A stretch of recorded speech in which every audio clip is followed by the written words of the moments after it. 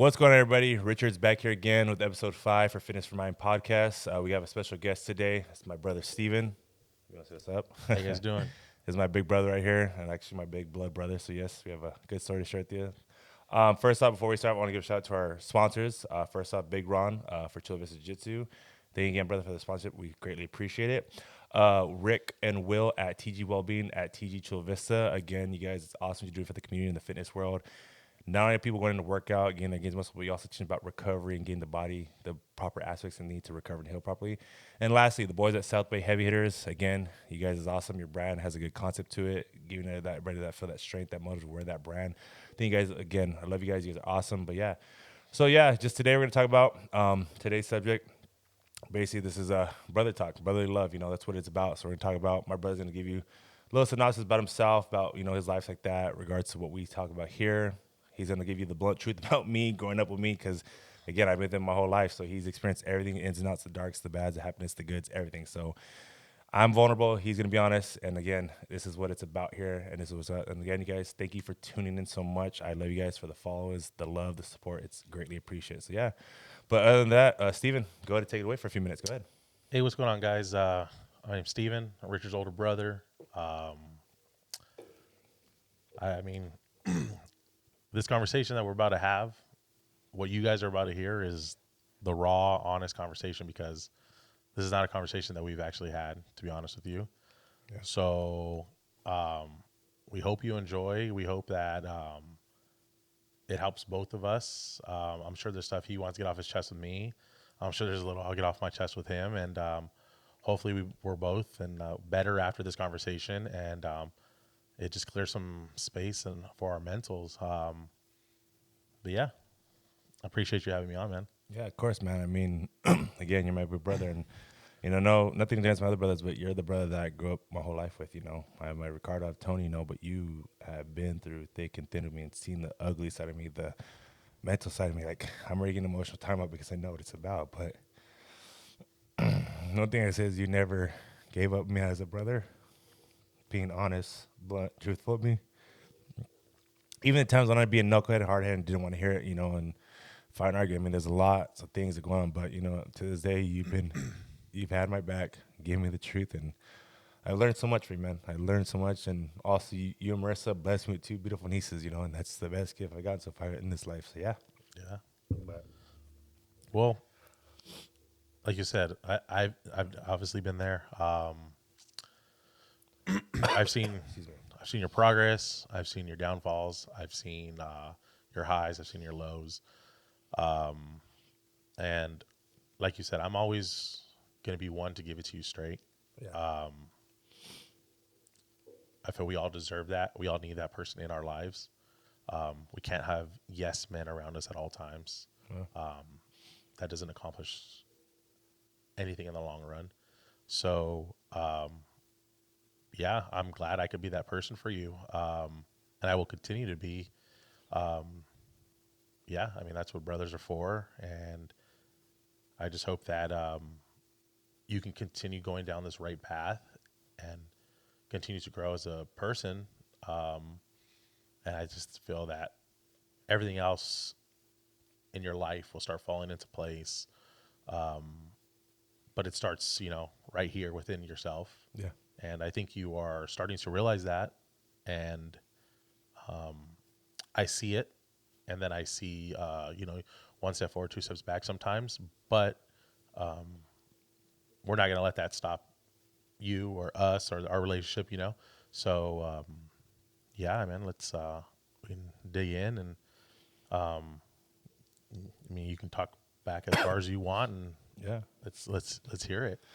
I mean, Steven, my brother, see me. I mean, I grew up in a way of being, and it's something that I realized, like Steven said about me, I'm starting to realize things. And yeah, I'm 32 now, and it's taken a long time, a very long time. But for you guys watching this, it's never too late, though. It's never too late to make a change. It's never too late to, understand and realize it. It's never late. But the biggest thing is getting out of your mindset of being embarrassed or ashamed of who you are and wanting to take on what is being told for you, the truth, the ugly truth, because the ugly truth, like Steven says, is what you need.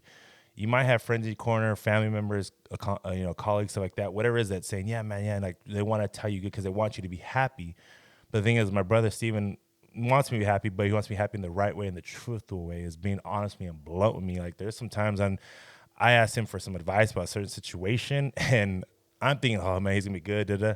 He gave me the complete opposite answer. I'm like, oh damn, like damn, that's not what I was looking for. And then sometimes I even text back or talk back and get it. He's like, nah, man, like look, dude, like I know what you're saying. I know you're feeling what you think, but you can't look at it that way.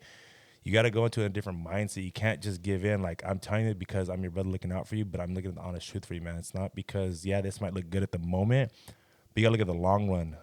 You know, the mental toll, the distance is going to come with it, what's going to come out of it. And he knows me. He knows my triggers. He knows my things. I mean, we grew up. He used to be my bully. He teased me. He knew how to get to me. So, but it's all good, you know, because it built me to be stronger and be able to defend myself as I got older. But yeah, I mean, Steven could probably tell you that I have hit him up for multiple times, whether it's between differences between me and my mother, with jobs, stuff like that, opportunities, ideas, even just like a shirt or his hat or shoes. Like, he's like, that's freaking ugly. That looks stupid. Don't get that. Straight up, we'll tell him shit. I'm like, damn, or I'll come in like, oh, bro, look at this new shirt I got. He's like, bro, that shirt's ugly, man. What are you doing? Or that's too tight on you, man. Like, come on. So, yeah, but he kind of did that, and I know sometimes, him being the bigger brother, I'm not sure if I've ever been able to actually give him advice or give him good, concepts or maybe something I've shared with him, but I always try to, be a good brother and be, there, especially for like my nieces. I love my nieces. I'm there for them. I want to be a good, model to them. So, oh man, this is going to be a rough podcast, but it's good, but I want to be able to be there, part of their lives growing up, not them to see the old Richard I used to be, but Uncle Richard, Theo, like my happy uncle that's not worried, the uncle that's not stressed, the uncle's just always happy to see them, because when they're that young, they're innocent. They don't need to see that kind of things. They need to be surrounded by love, joy, and happiness, and know that it's going to be okay, So, yeah, I mean, my brother's story, his story is a strong story. His past is, pretty, not I would say intense, but it is intense. But to see my brother's at now at his age and what he's gone through and where he's at and what he's accomplished, it's like, man, hats off to you, dude. Like, seriously, Thank you. you are an idol, I know my dad was there from time to time. We had Tata was a great figure for us both. He was definitely your great figure, and he helped you through a lot. So, but I can tell you, Steven, this, like, hats off to you, man. You have been 100% one of my idols to look up to, and, you inspire me to be better. So, Thanks, man. I appreciate it. But, yeah, I mean, I guess a little bit about my background. So, as Richard said, we're brothers, and that's all. That's just it. But the technicalities of it is that Richard and I have different fathers. So my dad decided to step out pretty much as soon as he found out my mom was pregnant, and that's when my mom had met Richard's dad. So he was actually there when I was born. He helped deliver me. He raised me. I think about till I was 9 years old, and beyond. But that's our parents. They divorced when I was 9. I think Richard was like 7. So my relationship with him was a little different, just because for me, sports was life.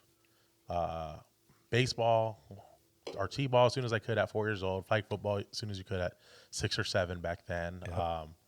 And he never attended a single sporting event of mine, and I thought that was normal. I didn't know, like, you know. So growing up at that time frame of my life is when my grandfather was like my father figure, and he was there. He was my support system. He was, at practices, at games.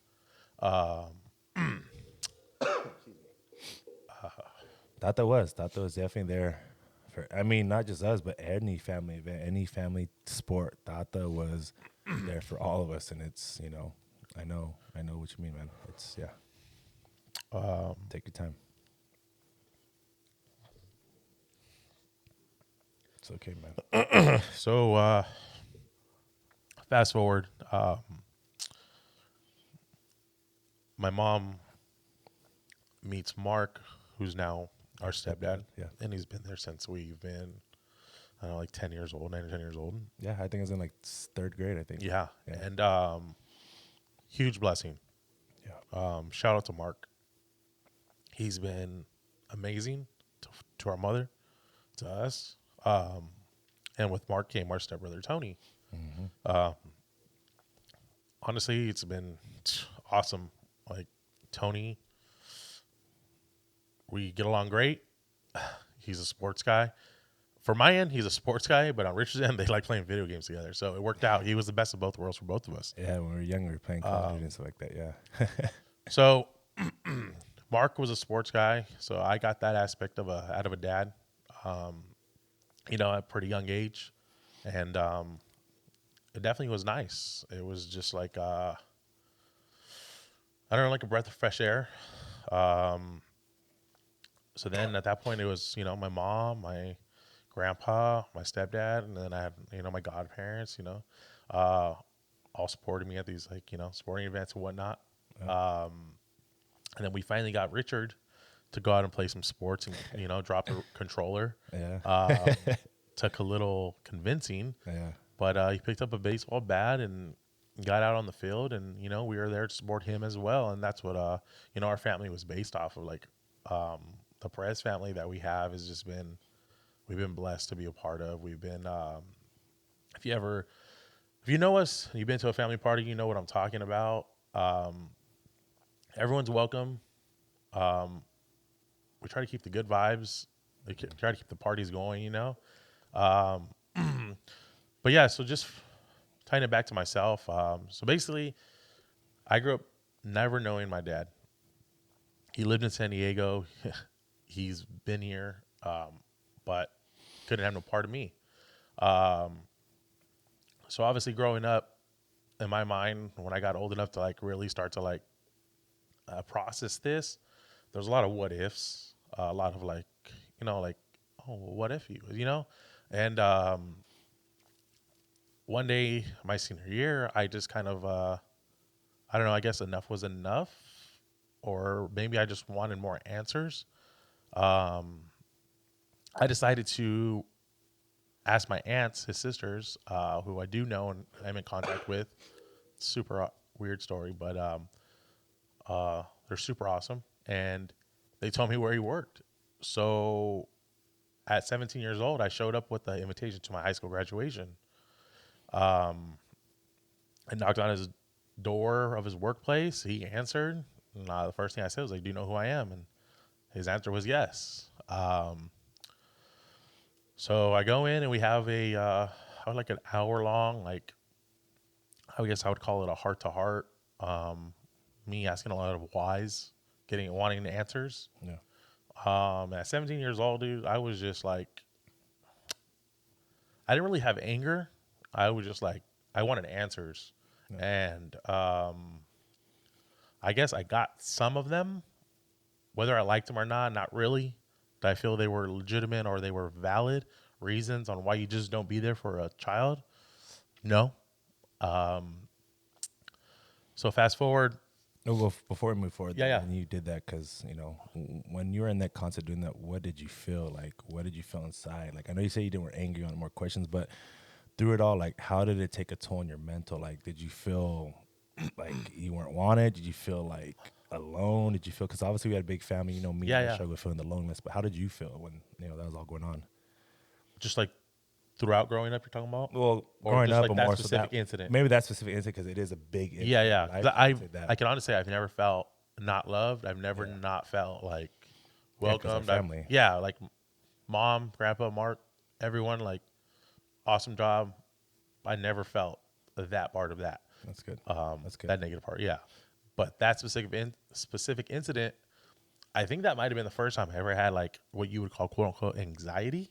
And the crazy thing is, from where I lived to his workplace was a 3 or 4 minute drive. Yeah. It was absolutely wild. When they gave me the address and I put it in on MapQuest.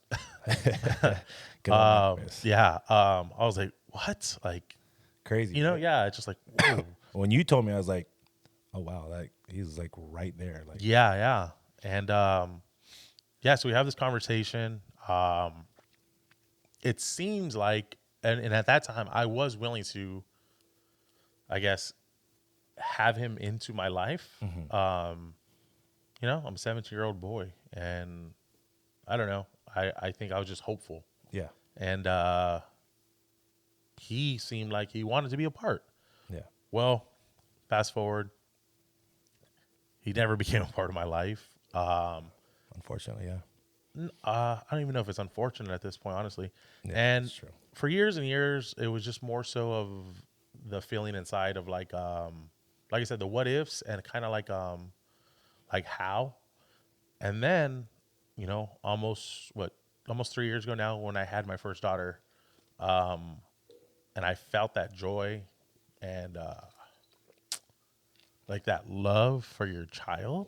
Yeah, That's when all those what ifs and those questions went away, and it just honestly turned to anger and more of like a, excuse my language, but a big fuck you yeah, to him. yeah, Because, jeez, I could never not be there for my daughters, my kids. Period. Like that's just beyond my mental, I guess.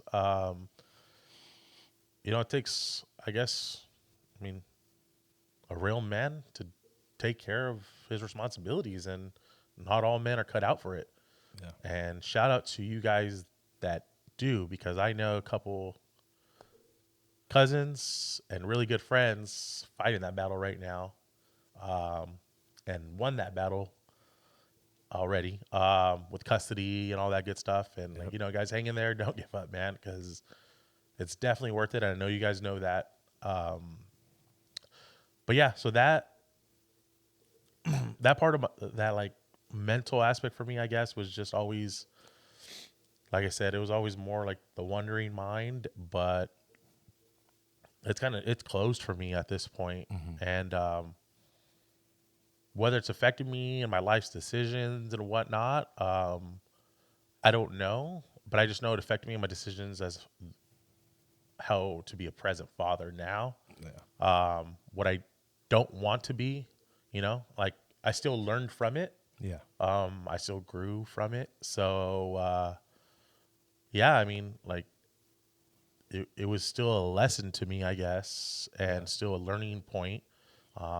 As extreme as it is and was, yeah, I just knew that's not what I wanted to be. That's not what I was going to be, and yeah, I mean, up until this point, man, I'll tell you, if you say you learned something, you did. You learned how to be a good dad. To Emma and thank you. Ava, they are blessings, and you and Marissa both. You guys are amazing parents, and I mean, like I said, I've seen you guys grow together. I mean, it started off from watching, was it Laguna Beach on the TV in the same room. We used to watch you on the phone there. Like I said, at your wedding, Yeah, up until now, you guys have your own home. You guys are having great careers. You have healthy daughters. yeah, Again, you did an amazing job, Steven. Like seriously, I seen thank your you, story and you did great. thank you. Yeah, But, I mean, I'm proud. It sounds funny, but I'm proud of you, man. Like seriously, and that's why again, you have been a huge motive in my life and inspiration to being successful in my own life, to being a man. yeah, Being present with myself and knowing that I can do it too. I can be successful. I can one day in the future, not now, but have a family, have a home, do it because it is possible, because we all came up the same way, grew up the same family. We have the same support system. There's no reason why I can't. And I know me, myself, I never fully went to get diagnosed, but me, I won't say hands down today. I'm sure I deal with severe case of depression, anxiety, bipolarness, and I'm not ashamed to say it now. yeah, I remember mom wanted me to go to therapy so bad, and I said, Mijo, it's good for you. It's good for you. It's good. I always say, man, I don't need nobody telling me what to do, how to live my life. I know how to do it. We have a family. I know what to do. And I always defended myself to the point where me and mom would argue. We go toe to toe, and it wasn't right. It was very disrespectful, rude to me. And thankfully, mom to this day has not given up on me, yeah, and I'm very thankful and blessed for her. And I look back and say, the respect I gave my father, I should have given to my mom. yeah, definitely. And like like I've said, This is just like a growing point in your life. And that's a huge step forward. Yeah. Just being able to realize that. Yeah. And I'm glad you are. Because, yeah, it's going to benefit you, man. It's Yeah. going to, the I guess the chips will fall into place, as they say. And just know that, we're not on our time, we're on God's time. Yeah, exactly. And that's kind of how I've always looked at whatever it is that I got going on, or I'm hoping that comes along, whether it be, my career or starting a family and, getting married, all that good stuff. It was just, on God's time. So Yeah. just be patient and work on yourself. And like I said, everything's going to fall into place, man. That's just life. Like, this is the game of life, and it's a long-term game. Yeah. It's not a short-term thing. There's no shortcuts. Like I just got done telling Richard the other day when, we were talking, like, man, you can't always be looking for the shortcut in life. Yeah.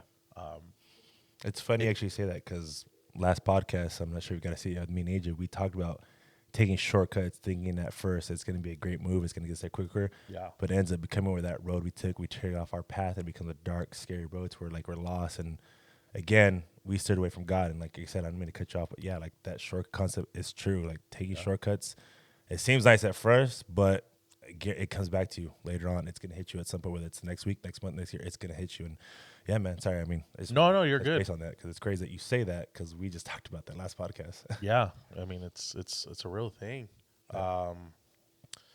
Anything worthwhile is like worth the effort, worth putting in. Yeah. Like my last job, as tough and, the long hours and all that stuff, all the things you have to deal with when you're like, in law enforcement and all that, it's just, it was still good because it set me up for my current job, which is an absolute like blessing. It's like, Yeah. it's so much better of a gig that I have now. But like it took, 6.5 years of going through the ringer down, but, yeah, You man, did it. just hang in there. We're all here to support you. We're going to be here every step of the way. Like you said, your nieces are watching, that's how I look at it. My daughters are watching. And, we're not going to let them down. Exactly. That's not what we do. Exactly. We have to, set the example. Yeah, and I'm finally learning to not push it away, because others have explained to me how I get into the mode of shutdown. I push everybody away that wants to help me, and I look at them as enemies. Like it's something bad. I push away. But you know what?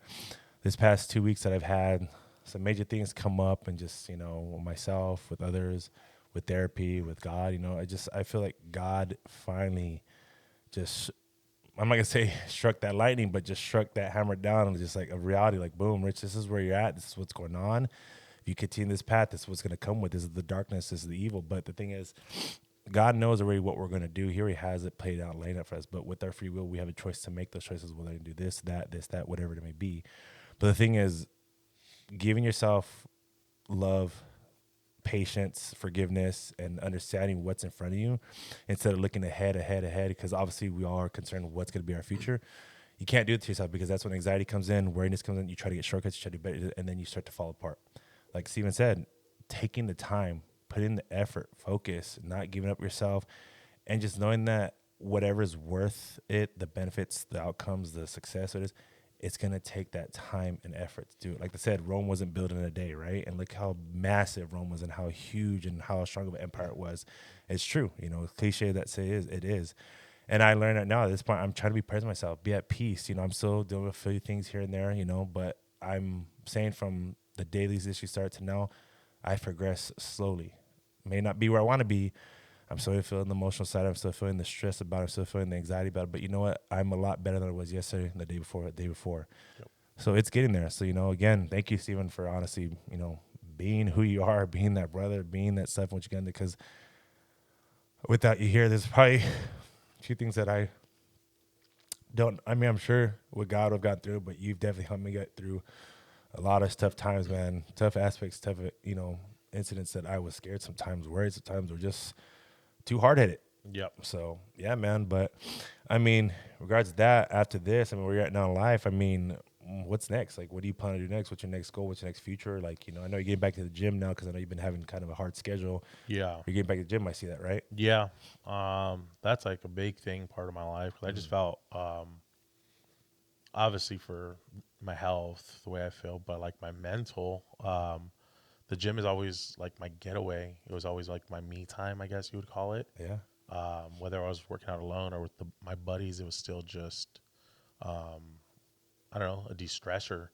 And I was even telling my wife, Marissa, that a few weeks ago, I was like super snappy, and I caught myself just being like that. I was like, dude, Wow, like I gotta that's go back. awesome. I gotta go back to the gym or do something because like just going to work, dealing with two little ones, like and like just repeating that cycle, like that's not it for me. Like I gotta do some more, get a little more active. But yeah, so that's the biggest thing, I guess. Going back to the gym. I believe you played softball, right? Or you were doing Well, football for a yeah, while? I was actually just talking to the guys today Oh, okay. to get back playing with them because they've been playing for the past few years. But Yeah. I moved away to Temecula and I stopped. And then since I've only been back, I've been on my new job and went away to the academy, this and that. So Yeah. now that I'm back and settled in and I have a schedule, in January, I plan to start playing again with the boys, That's awesome. softball. And then, yeah, just save up, try to buy another home whenever this market gets a little better. Yeah. And yeah, no more kids though. Yep. He got a. Yeah, yeah, that's it. But I mean, what I can say about my brother is Steven has always been an athlete. Him and Tony, they both are athletes. Steven, baseball, football, even some rugby once we got out of high school, flag football. I mean, these guys go play. And don't get me wrong, flag football can be intense still. Trust me, it's fun. But seeing these go softball leagues, it's awesome to see because not only do they play sports, be active, but the brotherhood they have with their friends, their connections, the fun, the laughs before and after. I mean, when I was blessed to say I got to play rugby with my brother for a season. It was super cool. Was it Armada, right? We were with Armada, Yeah. I believe it was the league. Yeah. Great time, seeing my brother Phil, my cousin Nico right there. We're playing like that before and after, hanging out, going to the pubs, this, that. Until we found out where the pub was, and we're just like, okay, this is interesting. But yeah, it was a fun time, and seeing the brotherhood, the connection you guys have before the game, after the game, and during, like, it's a great feeling. So, to touch base on that, like, you gave me sports is awesome, and like I said, I know you loved being active. You were active your whole life, and like Tata, Yeah. Tata was there with you and had you going. Mark had you guys going. I mean, Mark would have you guys going, especially Tony. Like, he had Yeah. Tony working. And Tony's a great athlete as well, That too, was man. intense. Yeah, it was great. But seeing that, and again, I could be honest, and this is where we talk about vulnerability. I think when I saw that, because I wasn't a sports person, I wasn't into the things that my brothers were into, my stepdad was into, my grandpa. As much as I wanted to try to understand sports when I was younger, I just never got it. I never understood it. Never knew to read stats. I didn't know anything. When people say, "Oh yeah, this person scored this," I'm like, "Oh yeah, it was a good game. That was a good game." Like, and it felt awkward, but it is what it is.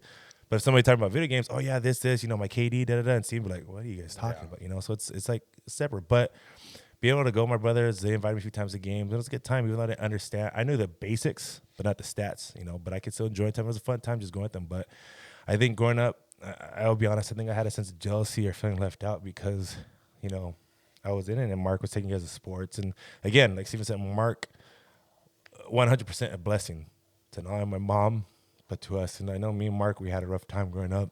I had a rough time with him.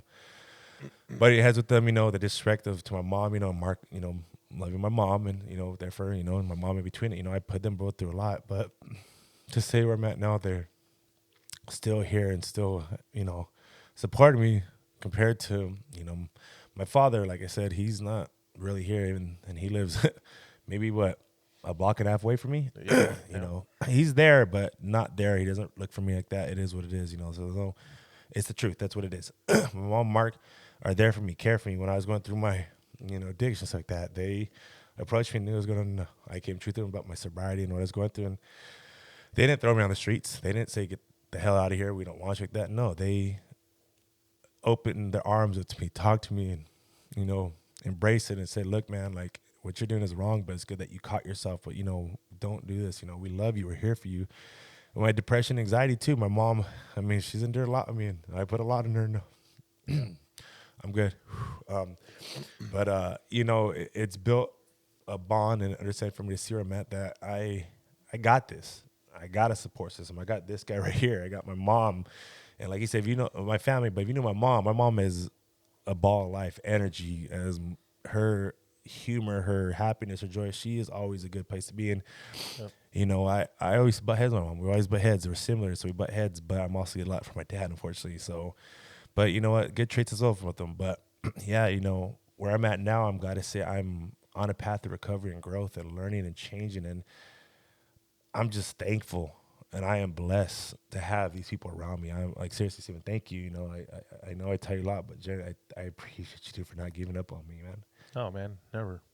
So, but But yeah, I mean that goes both ways because you know when I need help and I need to talk to someone too, it's like I can pick up the phone, call Richard, call Tony, and yeah, I know that I'm gonna be able to have a conversation.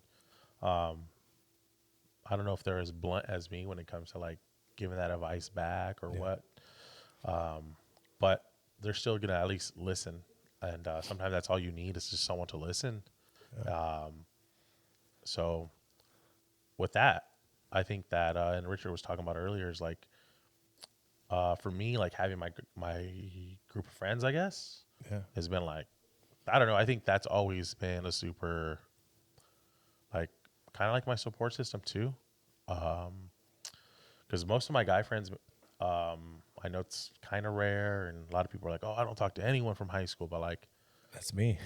my my buddies are like my best friend. Like I met him in sixth grade, still, Kyle, right? yeah, Yeah, Kyle, still to this day. Like and there's a bunch of other guys I met like freshman year, like Matt and stuff, and like we're still all friends in each other's weddings. Like yeah, we just had Friendsgiving together, and it's like those friendships and bonds, like they go such a long way.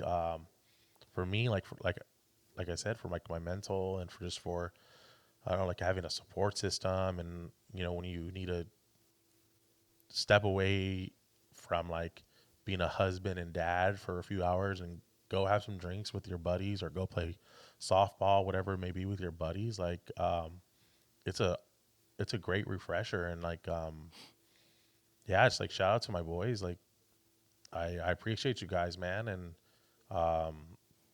they're a solid group for sure. yeah, yeah. They welcome me with open arms. Yeah, I Whenever it mean, comes to obviously, them. Richard's known him just as long as because Yeah, when you're my friend, like you're family. Like yeah. my boys, that when I meet them, it's like, yo, come over, having a party, and then boom, they meet my family, and What was it? Kyle was our only white boy in our Mexican family. yeah, like he's a token white dude, and Everybody loved him. like when we have things here for like my daughters and Tony's daughter, like I get to invite my best friends and their kids, Lane, Matt, Kyle, whoever it may be, and their kids. So it's awesome to see this new generation growing up together too, and Yeah, them be there for each other, and that's just what life's about, is like these relationships. And I feel that I've been blessed with some really good ones, really strong ones, and you know, um, yeah, it's just it's I think true. everyone kind of needs that, and surround yourself with good people. Um, have some solid friends, and it'll go a long way. It really will, honestly. That's very true. Because I know me again with my struggles, I've come and go with friends, and I know a lot of it was because of me, But again, this time of being alone and growing, it's shown me a lot to change who I am and be who I am. And I've seen the ones that have been there and the ones who haven't. Me being the troubles that I was, focusing on the ones that didn't want to be there because I wanted, I became codependent. I wanted people. When right in front of my face, there's people here that care for me and want to be here for me as friends. And I just looked away towards others that, whether it was because of who they were, the popularity, the way they look, the girl I was talking to, partying, this, that, to somebody that say, hey, man, let's go get a cup of coffee. I'm not a coffee drinker. I'm like, oh, but hey, let's go get a bottle. Okay, let's go drink. I'm down. It's like, Rich, you have people right in front of you here that are willing to just hear you out and talk to you, unless you like AJ, for example. We known AJ I've known him for like 5 years. Were we super close? No. But, after this life event that happened recently, he came into my life, and now he's not only been a good friend, a therapist, but he's been helping me through a lot. And it's like, man, I've known this guy for almost 6 years, and we're barely getting to it. But again, it's never too late. It's never too late to talk to somebody, make peace, reconnect with somebody you had, stuff like that, and grow with them. Because yeah, Steven and his friends, Matt, Kyle, Lane, Cameron, all the boys. I mean, there's too many I can name, but there's a bunch of them that when I see them again, man, it's laughs, jokes, getting drunk, having fun, sporting events like that. They are a bond, and I know they're not directly my friends, but they still welcome me open arms. I mean, they reached out to me when I'm going through my stuff, and I greatly appreciate it. And that, they've reached out to Steve and asked, how am I doing? It's like that. And it's huge to me. It's like, man, like, and I felt at that time more, not that I wasn't happy, but I felt very like, damn, where are my friends like that? Why do I? And that's why I start feeling alone and getting this whole mindset. And I just spiraling down towards like, man. But I realize now I can have those friends because they're there. I can make those bonds, make that things that my brothers has, and it's great to see it because that's who I want to be. Yep. Happy, at peace with myself and with others around me. And I also want to be, I don't want to be that person around that people are like, oh, man, that's rich. Oh, shit. What's he going through? Oh, man, obviously people care, but people always want that around. And I noticed I've been that to people. I've noticed I push people away because of that, because I've become clingy and very codependent. But you know what? I say this to you guys now that it's not gone. I'll tell you that. I'm still going to care and love, but to this day, as my brother is my witness, and he will hold me accountable to, and I know he will, is that person's done with. I'm done being that person that people are kind of like, oh, man, Rich, no. I'm like, oh, man, did you guys invite Rich? Why do you invite Rich, man? Like, come on, we need him here. I just want it to be a good time. Yep. Enjoy life and make memories because we're getting older, and like I said, we don't know how much time we have left in this world, so why dwell in stress when we can just live life and be happy and figure stuff out and do good? That's all, Yeah. So yeah, man. I mean, I'm thankful you're able to be on this podcast, but man, and like I said, I know there's so much more we could talk about, being blunt like that. But I think we ever touch base a little bit. Maybe in a future episode we could talk more. But overall, like I said, that I mean, what I could say for the viewers is anything that you can share with the viewers that you want to tell them about when it comes to times of feeling like alone or not. I'm not saying that you've probably had much of those times because again, you've been surrounded by great people. But when you're down, anxiety, hard part. Anything that you could give to these viewers and recommend to them, like what it'd be like, what you could do. I'll be honest. I never had the feeling of being alone. I never really get that feeling. Yeah.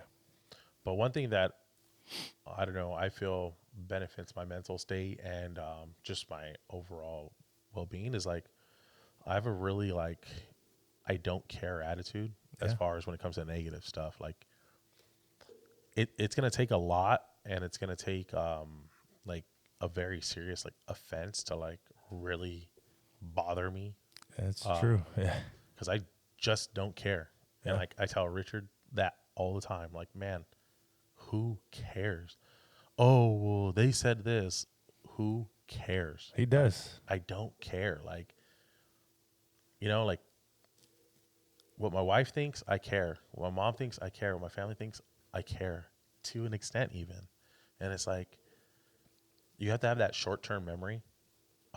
Let it go. And like that positive outlook on life. Yeah. That simple glass half full concept. I don't know. I think that really helps me. And, if that's not how you think right now, give it a shot. Yeah. And, let these negative comments, just roll right off your back. Like it doesn't matter. They're just words. It really doesn't matter. And the other thing is like, we all have to remember like this whole social media thing, which everyone knows it, but people just can't get away from it. Yeah. It's like, it's fake. Like it's mostly fake. Yeah. You Except know? for this podcast. Everything here is vulnerable, real. This is real stuff. This is a real tears. conversation, you guys. Like we said, I've never had this conversation with my brother. So yeah, it's true. It's, I don't know. Have short-term memory. Don't let the little things get to you. Stay positive. You can always learn something from something. And yeah, man, I just want to tell Richard like that I love him and that I hope that he continues to go down this path, of righteousness and learning. And I do pray that he gets closer to God. We both do. That I get closer to God as well. Yeah. And that he knows that his family loves him and he has a support system. And I know that all of you guys over from the gym and stuff that he's connected with support him as well, and I appreciate that, you know, coming from me. And I just hope that you just continue to grow, man, and just know that, like we said, it's not tomorrow you're better. Yeah. You have to take steps to get there. You know, there's that saying is like, how do you eat an elephant? And it's one bite at a time. Yeah. So you can do it, and it may be slow and it may take a while, but guess what? We have time, man. Yeah. Don't let it pass you by, though. Yeah. So as long as you're improving, you know, a little bit each day, you're going in that direction. That's really all that matters. Yeah. And you know, same for myself. I kind of fell back on, you know, fitness, and that started to affect my mental, which is like it. That's like the first time it's really happened in recently, recent years, and you know, I caught it, and now I hope that I can, you know, and you hold me a little more accountable on that fitness side now, because that's your lifestyle more so, just because after the kids and stuff. But you definitely. Hey, but you strong still, because I know I've lived with you, and I use wrist reps like that belts. He doesn't. He goes wrong. He keeps up with me. Like we go. He pushes weights, man. I mean, obviously, when I do that stupid weight, he's like, I'm not dumb to do that. Like I'm good. But I got to go to work tomorrow. Yeah. But my brother definitely is strong again too. Like even though I may lift weight, man, this guy for sure can keep up and do his thing. That's for sure. So yeah. Try, man. Yeah. But yeah, so just keep pushing, man. One step at a time, and you're gonna get there. We're all gonna get there. That's you know, that's the goal. Yeah. Thank you, man. Appreciate it. I love you too, man. Like he says, it's true. Yeah. It's like just to touch base when I close out right now. Just the last part hit me because I used to take everything personal. I used to let people affect me with their words, their energy, their vibe, and it's just like, why? They're just words. Like some people be like, bro, you're freaking ugly. I'm like, no, I'm not. I mean, maybe I am, but I'm not. But I'm just kidding. But I'm saying, like, people can say you're weak. I'm not, though. Hey, you're short. I'm not, though. You're tall. Whatever. They're just words. But And even if you are that, who cares? Like, exactly. You know what? I think we just found the title of this podcast. Who cares? it really is a who cares. You got to have that mindset. You're doing it for you, not for anybody else. Yeah. Whoever's going to be in your corner, whoever's going to support is going to be there. Whoever's not, who cares? Yeah. Whatever, let them go. Cool. Whether, like I said, it's a relationship, a friendship, a bond, a job, who cares? You're doing it for you to better yourself. So yeah, man, Steven, seriously, thank you, brother. I love you, dude. Again, I appreciate that. You know, this podcast definitely hit me in a way that, again, with this process, I'm going to recover and growing. It kind of opened my eyes right now in situations that I'm currently going through, and you know, things like that. Our friends, you know, my current partner that I'm, whatever, you know. But again, this is definitely a blessing again, and I'm hoping that you viewers get a chance to view this, you know, learn something from it. Again, remember, you guys, I want to share these. I always close out. You're not alone. We're always here. Reach out to others, reach out to friends, reach out to the hotlines. There's always a source of help. Just don't give up yourself, and do not be ashamed to share your story or to get help. And like Steven says, and we both say, who cares? Who cares, guys? Literally, who cares? It's for you. I love you guys. Take care. God bless. Thank you again for viewing in. Steven, thank you, brother. Leave me hanging. All right. All right, guys. Take care. All right. Have a good one. Shout out Stay to Mom. tuned. Yep. Love you. Love you. And Nanan Tata too, dude. Rest in peace. Yes. Take care, guys.